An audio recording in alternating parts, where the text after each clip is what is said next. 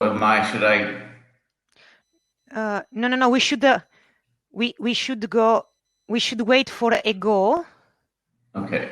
Yes. Now it start. Okay.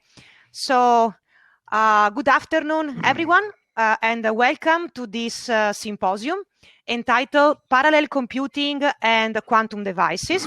My name is Elisabetta Collini, and I will be the chair for this first session.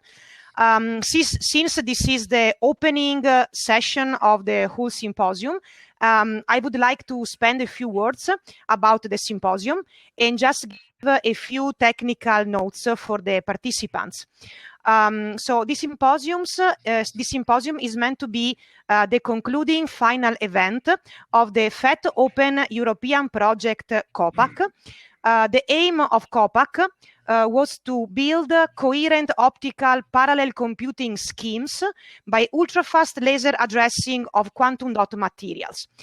From this title, you can already recognize three main subjects that have been developed and investigated in COPAC: development of quantum dot material, the addressing of optical properties of these materials by means of advanced spectroscopic techniques, and exploitation of these observables to suggest innovative information processing schemes.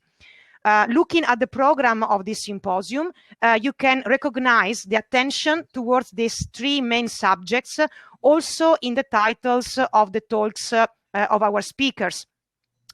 We believe we put together a terrific program with the excellent speaker from all around the world in crazy time zones.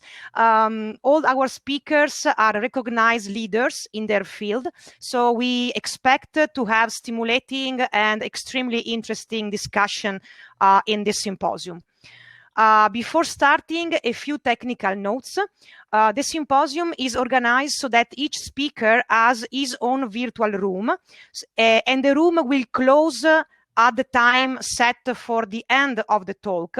So I kindly encourage to stay in time and encourage the audience to move from one room to another after each talk.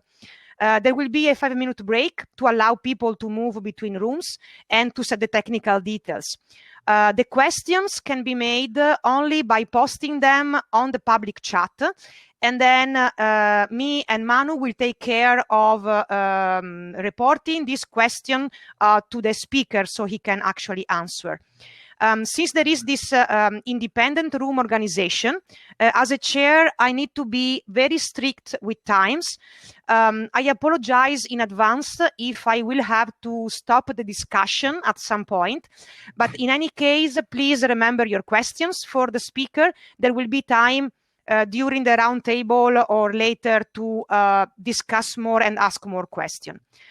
We will have now two talks and then half an hour of poster session with the young members of the consortium, and then a third talk, and finally the round table. Okay, so now I think it is time for me to mute myself, and I am honored to introduce the first speaker of this session, Professor James Heath from the Institute for System Biology in Seattle, who we will present a talk entitled Physical Approaches Towards Understanding Metabolic Networks. Professor Heath, you will receive a warning 5 minutes before the end of your available time, so that you can stay in time. Please, the stage is yours. Thank you so much. It's a pleasure to be here this morning. I've been on the science advisory board of this grant for a while, but my talk I'll present this morning is a little bit, I suppose, it's not exactly quantum computing or molecular computing, but I think it's interesting, and it will draw from both the biological and physical sciences. So I'm going to talk about physical approaches towards understanding metabolomic networks.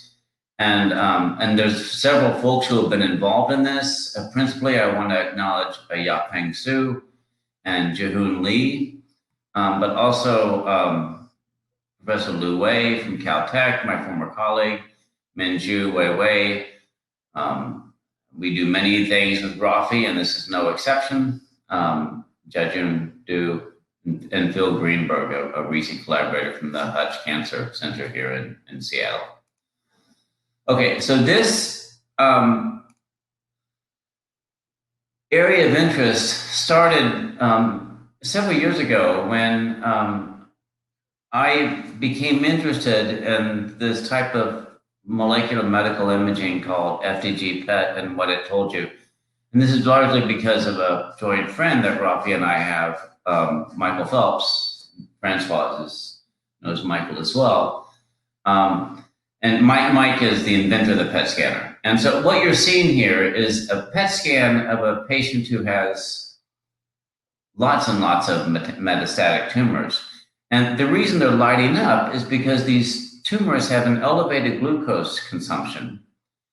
And if you treat this patient with an appropriate drug, then you see these tumors just go quiet.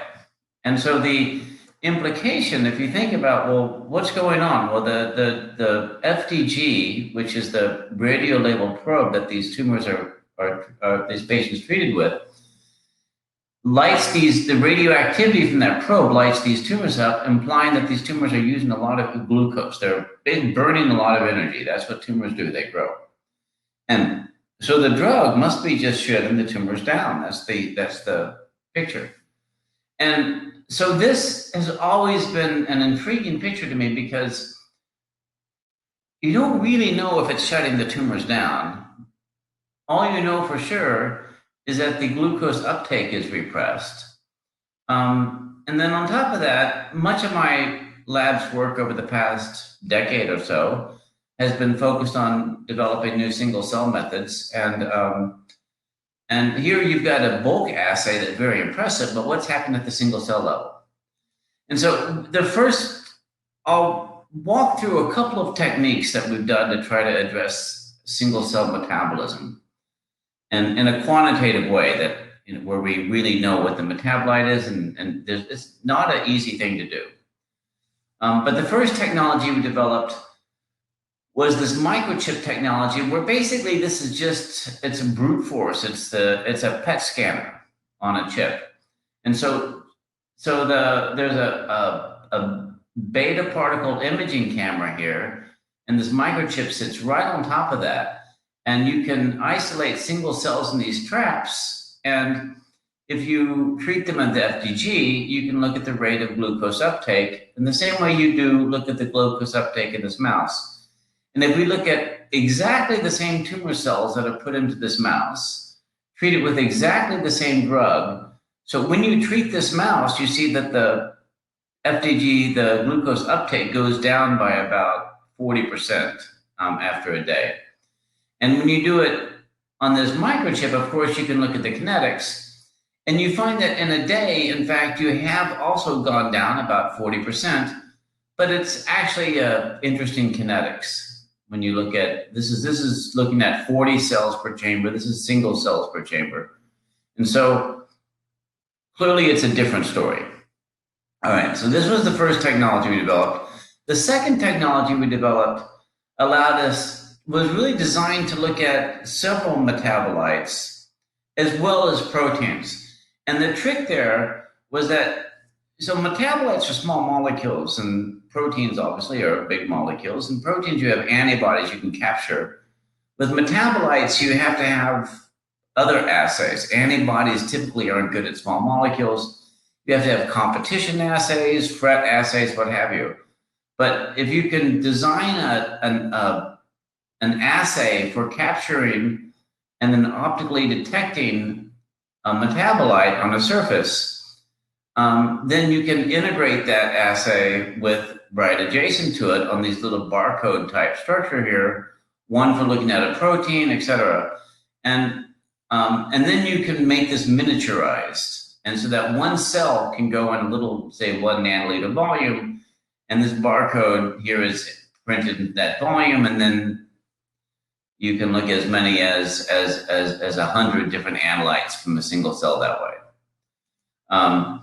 And so the approach we took for glucose, just going back on this exact same PET scanner story, is that we made a glucose surrogate, and this basically competes with glucose for glucose uptake, but it also has a biotin on it, and so we can capture it on the surface and display, say, a fluorescent glucose, and that allows us to,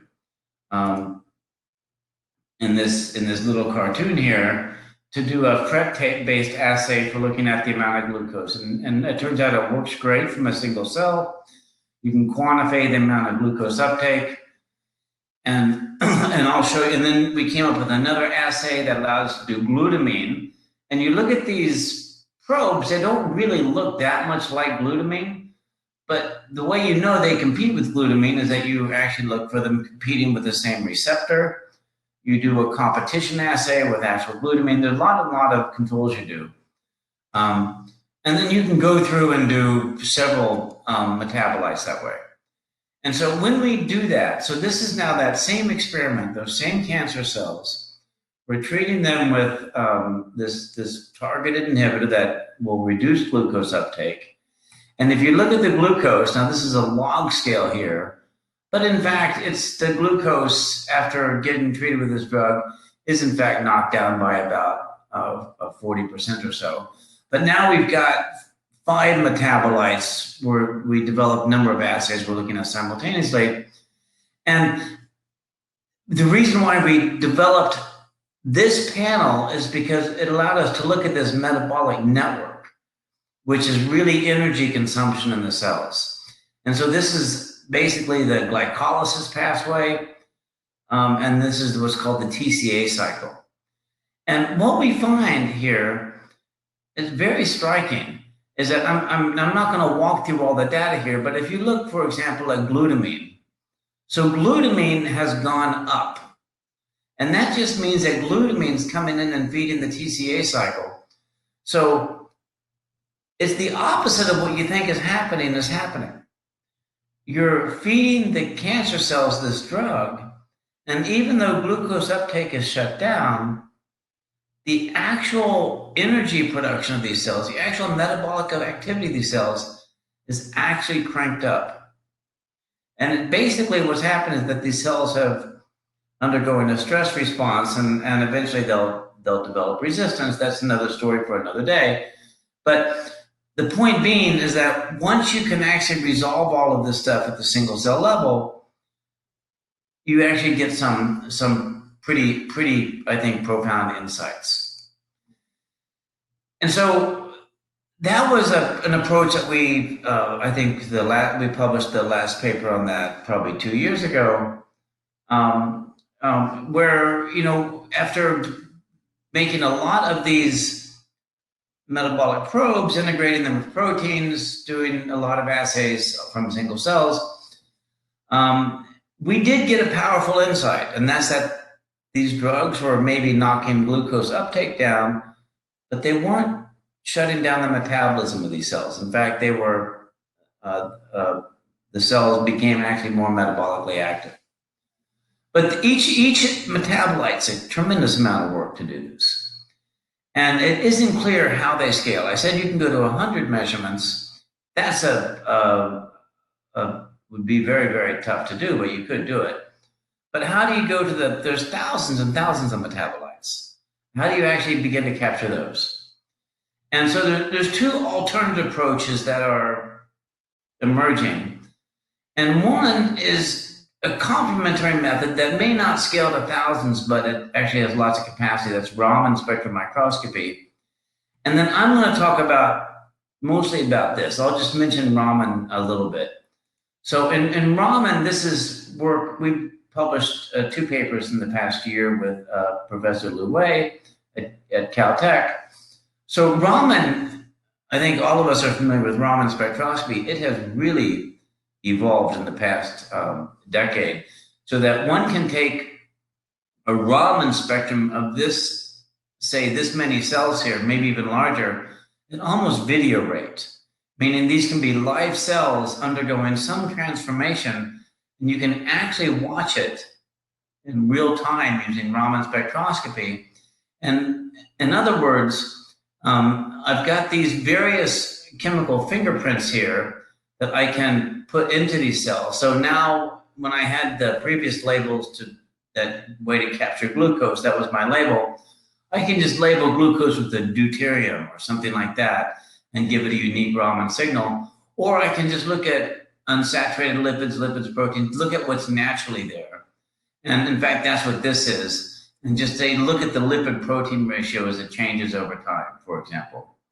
And this is an example of doing that kind of thing. This is cells that, just like I talked about before, when I talk about those cells that basically lower their glucose metabolism, but their overall metabolism goes up, they're actually undergoing a dedifferentiation process. Story for another day. But these are cells at various stages of dedifferentiation. And with Raman, what you're measuring is the lipid to protein ratio that changes as these cells go through this differentiated state, melanocytic, to this invasive dedifferentiated state, mesenchymal. And these are live cells, pretty cool method. So this method lets you do lots and lots of things with metabolic networks that you can't do with these sort of single cell metabolic probes. The most important thing is that you can actually look at live cells over time. Okay. So let me talk about how you can think about the entire metabolome from single cells. And this is work that we've hopefully will come out in Nature Biotech very soon. And it's work we've done over the past year. And I think as many research groups have done, we've been sort of consumed with trying to do with a large COVID study over the past year. But we've been using that study to also try to explore new technologies, like how do we get the entire metabolome out of a single cell? And so the thing that we've done, and I'll talk about today, is we've been able to really take advantage of large data sets.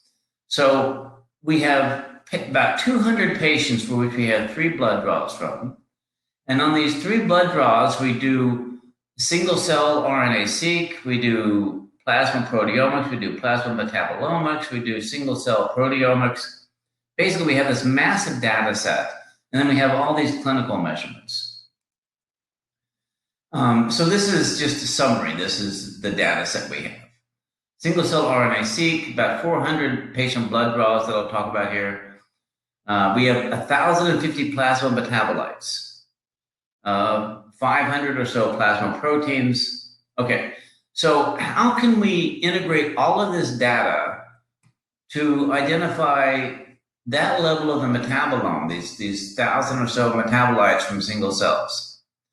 And at first it seems like, gosh, these are completely different data sets. How would you do that? And so I'm going to walk you through that. So this is the metabolites we measure. And what I want to really emphasize here is that every column here is a patient, every row here is a different metabolite. There are a staggering number of things that change as a function of disease or disease severity. So here's the score of disease severity here, going from tan to deep orange. And you see lots and lots of metabolites are upregulated, lots and lots of metabolites are downregulated. We reported on a lot of what that means in a Cell paper a couple months ago. But it's just a lot of information. And okay. Now here is another piece of information we have on those same patients. And I don't want you to think about this as COVID. I just wanted you to think about this as information. And so this is single cell RNA-seq data. And I think many people are familiar with this kind of data where you will get the entire transcriptome from single cells, roughly 2,000, 3,000, 4,000 single cells per patient. And now you've got 400 blood draws from 200 patients over time or some large number like that. And then you can represent that data as what's called a dimensional reduction view, a UMAP view, and for a unifold manifold approximation or something like that. Where every dot here, you can't resolve the individual dots anymore, but there's a single cell. And if I use the cell surface markers, which I also measure at the same time, I can identify in here that B cells are here, CD4 T cells here, CD8 T cells, etc. Okay. Now it turns out when I do this, I'm using the entire transcriptome of all of these single cells. Now, if I just take 1,400 genes associated with metabolic pathways and do the exact same analysis, remarkably, I resolve the same cells. And so here I'm not using any of the traditional cell surface markers. And for those of you familiar with biology, you'll know that CD4s and B cells and CD8 cells, people know these by their cell surface markers. I'm not using any of those. I'm using only metabolic genes, and I'm resolving more or less the same cell types. Okay? Now, if I take this RNA-seq data and I look at those metabolic genes, then I can basically do what's called metabolic flux balance, which it's basically a chemical reaction network type model where you're balancing inputs and outputs, but you're assuming that the genes, which are either encoding proteins that process enzymes or some other enzymatic function, are balanced on the inputs and outputs of a metabolic network. If I take all of my single cell data together and I try to do this metabolic flux analysis here, I don't really resolve much. But if I take these different cell type clusters that I see here and do the same thing, then it's actually pretty striking. I get metabolic flux clusters here, 3 in particular, and 2 of them are a mixture of the lymphoid lineage of the immune system, and 1 of them is the myeloid. So basically what this says is that already, even at this very simple approach, I can already from a heterogeneous mix pull out and say myeloid cells have fundamentally different metabolic characteristics than do lymphoid cells. Okay, so let's take that further. If we look at the metabolic processes that are altered and over time in these patients, as say patients' health gets better or worse, then you see that in fact CD8s and CD4s and B cells and NK cells and monocytes are all different. Okay, so this says that you actually do have, even within say the lymphoid lineage, there are differences. So now this is just the CD8 T cells. So what I want to now ask is, for in a given immune cell class, just one of these immune cells, can we get further resolution on the metabolic processes that are unique to that class for, once again, the entire metabolome? And so this is the CD8 T cells, and these are the metabolic genes only to generate this UMAP. But what these colors represent is what are called phenotypes of these CD8 T cells. So they would be killer T cells, cytotoxic effector ones, or memory ones, or naive, or what have you. And now I look at the metabolic genes, and I see that I have a reasonable correspondence. It's not exactly the same thing, but the implication is that I actually do have metabolic processes that are unique to these specific phenotypes. And for example, this one here, this brown one is that one there. You see this turquoise one is this one here, etc. And so it turns out these 3 phenotypes here I can identify from this analysis over on the left, that these are what are called effector T cells. These are T cells that kill other cells. And this one in particular, this number 4, it's relatively rare, but it'll increase with as patients get sicker and sicker. This one increases in abundance. And so now, if I look at these 3 effector phenotypes and I say, what are the metabolic differences? There are actually profound metabolic differences here. And so now I've been able to now assign specific metabolic characteristics of a metabolism of cofactors and vitamins, energy metabolism, lipid metabolism, et cetera, that are unique to cluster 4 and not to 0 or 5. And if you look at how these are different, here's glycolysis, here's oxidative phosphorylation, here's fatty acid biosynthesis, fatty acid degradation. What you find is that, in fact, this one cluster 4 that increases with disease severity is way more metabolically active than these other effector T cells, these other cytotoxic T cells here. And so what we've learned so far, and I'm not quite done, but I'm getting there, a dimensional reduction of single-cell RNA-seq data using roughly 1,400 metabolic-associated genes produces the same immune cell classes as the dimensional reduction using the whole single-cell transcriptome. I think that's pretty surprising. Metabolic flux balancing, which I say you can think of this kind of like a chemical reaction network in that, precise balancing of inputs and outputs to the network, clearly separates myeloid and immune cell classes from lymphoid cells. Further metabolic analysis of specific immune cell classes resolves cellular phenotypes that exhibit these sort of metabolic outlier characteristics, okay? So let's take this a little bit further. So now we've got the plasma metabolites, we've got the plasma proteins, and we've got the metabolic properties that we pull out of the single cell transcriptome data. So can we look to interpret the plasma metabolome, can we take these cell type specific metabolic processes, see which ones correlate with metabolites or plasma proteins that process those metabolites, and actually now, instead of just looking at particular metabolites, looking for whole metabolic networks from these single cells. And in fact, you can. And the way you do that is that you're just looking for correlations between, say, metabolic genes associated with, let's say, in this case, let's take this one here, fatty acid elongation, and here's some particular metabolites that are associated with these metabolic processes.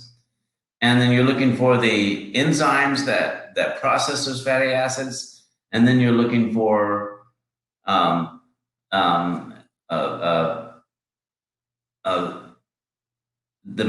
metabolites themselves in the plasma. And so taking all that data together, we can actually begin assigning unique metabolic processes to individual immune cell classes. And what you see, and I think this is very striking, is let's take this process, this set of processes here in red, or this process is here. So these are all associated with just CD4 T cells. And if you look, take this, go all the way down, they're not done by monocytes, not by NK, not by any of these other phenotypes, just these cells here. And same as this. And then you've got monocytes, for example, that carry on fully different sets of functions. And so through this use of the plasma proteome, the plasma metabolome, and single-cell RNA-seq, by integrating this whole story together in this sort of detailed balancing approach, one can begin really resolving, and in fact, this is at the single-cell level now, what the immune cell metabolic properties are.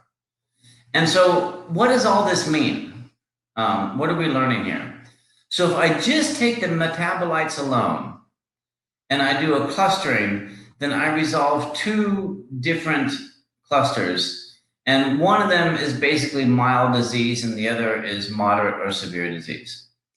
If I now take these metabolic pathways that I project onto these immune cell populations using all of this data, now I get three different clusters, and I actually very easily resolve severe disease, moderate disease, and mild disease. And if you look, there's these p-values here that are outrageously good. So I'm actually able to pull out much more detailed information because now on all these cells, I can assign what these metabolic processes are doing. And what that means, basically, is that I can take these well-resolved principal components, these metabolic processes, and I can now correlate them to all of these measurements that are done in the clinic. In this case, you've got markers of clotting, you've got markers of liver damage, you've got all kinds of different things that you can now interpret within the context of the plasma metabolome, proteome, and what the immune cells are doing. And so as an example, if I take this particular data here, I can project onto it where are the patients? Are they at the hospital, in the ICU, at home, in the clinic? What is their respiratory support? And these are the kind of questions that one can begin resolving with this type of analysis. And you might wonder, why is this so much more powerful than just single cell RNA-seq? Well, it's because we're taking the proteins and the metabolites together with a single cell RNA-seq. We're actually being able to project function onto these cells, not just gene expression patterns. Okay, so I'll conclude there.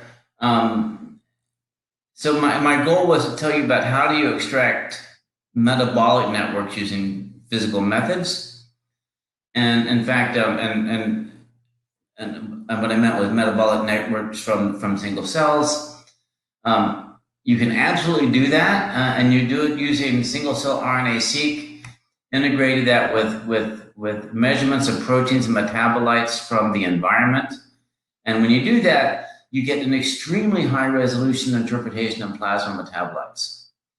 And it allows you to project those onto individual single cells. And this is basically a detailed mass balancing across multiple omics type measurements. That's the physical approach. And it's not quite the same as highly multiplex single cell metabolomics, but it's effectively the same. It's very close. And it gives you the same level of resolution as if you were actually measuring these metabolic processes from the single cells. And with that, I thank you very much for your attention, and I'm happy to answer any questions. Thank you very much, Professor Heath. Also, to be perfectly in time and perfectly in schedule, I ask the audience if there is any question for Professor Heath. Please write in the chat. In the meantime, I break the ice, and I was really impressed by your, I don't know if I'm saying this correctly, your cluster analysis. So you showed us at the beginning a 2D map having this huge amount of data, right? So you were correlating 200 patients with 300 or more, right, metabolites. And then out of this mess, you could really, extract information and cluster this information. Now, the question is, how do you choose, right, for example, the genes to look at? How do you choose the variables to be correlated, right, to simplify this analysis? So are you talking about, I don't know if my screen, this is the picture that you're referring to? Yes, exactly. Because here you have a lot of information, right? You have these correlation maps that are showing data, right? So how can you really select specific information? How can you choose, for example, here, the specific cell type to look at, right, to differentiate the information? So there's this particular method of uniform manifold something approximation.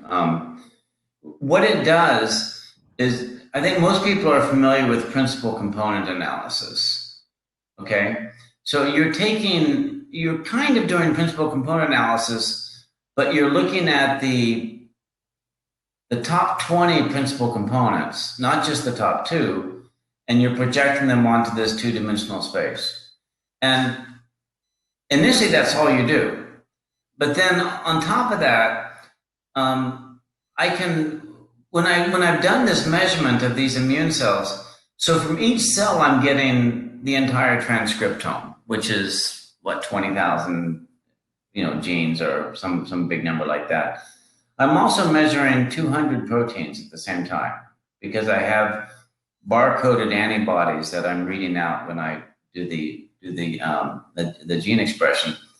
And so I use those proteins to say what's a B cell, because CD20 is going to be in a B cell and it's not going to be in any other cell type.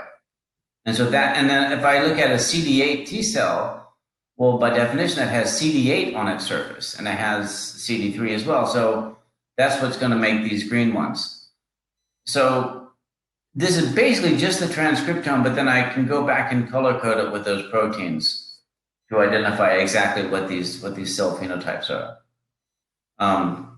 And then that's the information that then is folded in with those the plasma metabolites and this sort of detailed balancing approaches to figure out the single cell metabolome.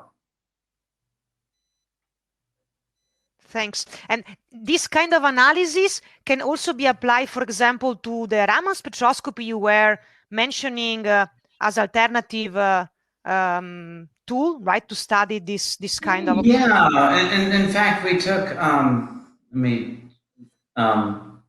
so if I take, in fact, we did a different thing when we did with Rafi.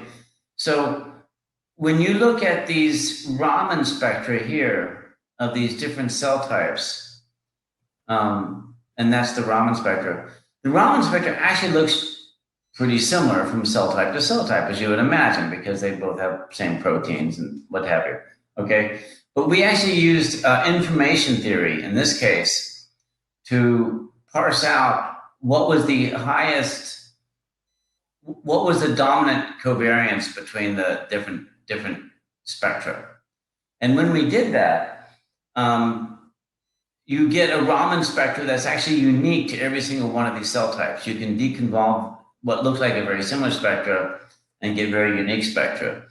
And then you can begin really understanding, in this case, it was just what's different is the CH2 to CH3 ratio, which is this is characteristic of lipids, that's characteristic of protein. So this is the lipid to protein ratio.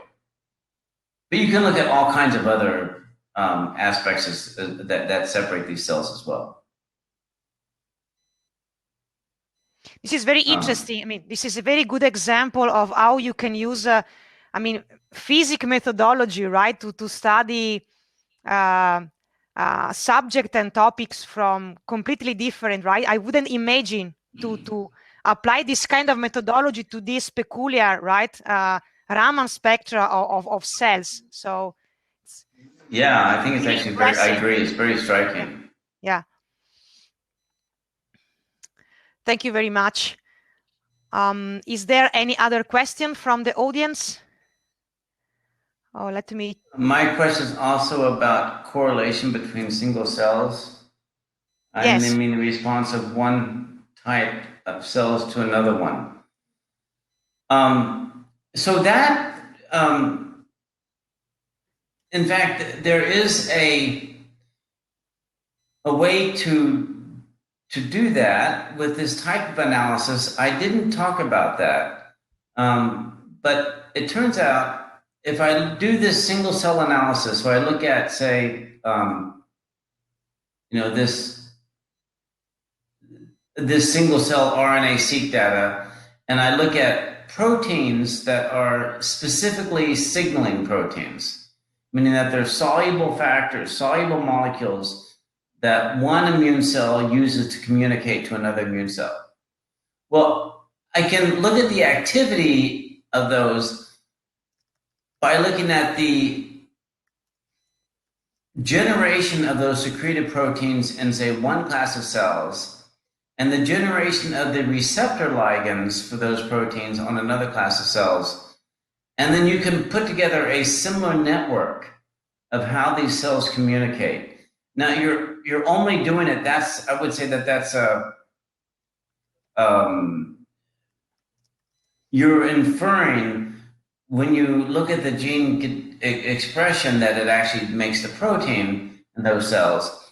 But nevertheless, that's what you're doing. And you can do the same type of analysis I just did for the metabolites with proteins. And that's actually pretty common to do that, to look at cell-cell communication. I don't think anyone's done what we just did with metabolites to do that. I think that's actually quite a bit different stretch. But you can look at cell-cell communication that way. And in fact, there's even algorithms available on the web. You can, if you have enough data, you can use those algorithms to put the data in, and they just parse that information and make those connections. They're not very good. It's still pretty primitive, but that's what it's designed to do. And then there's a how to involve the not linear dynamic in gene expression and epigenetic. So I'm not exactly sure what I'm being asked here. I think I'm not really sure how to answer that. I'm not sure exactly what the question is.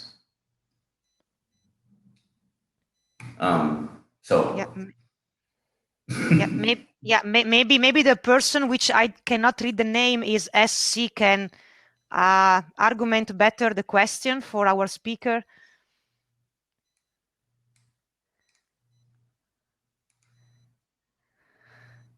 Oh, well. Oh, okay. There is. Okay, we can wait maybe. Sometimes it's a bit difficult, right, to manage this question from the chats without having a person really allowed to speak and interact directly with the speakers. So I apologize for this. It's okay. It's the pandemic. It's how we do things. It's this new methodology, and we will never get used to that. Okay, so I guess we can thank again very much Professor Heath for this very nice and interesting talk across the biology, physics, data analysis, analytical analysis, and so on. So thank you very much again, Professor Heath. And I invite all the audience to exit this room and connect to the other room where we will have the next speaker, Professor Fausti, in 5 minutes, I guess. Okay. Thank you again, Ms. Professor Heath, and thank you all of you for attending this talk. See you in the other room.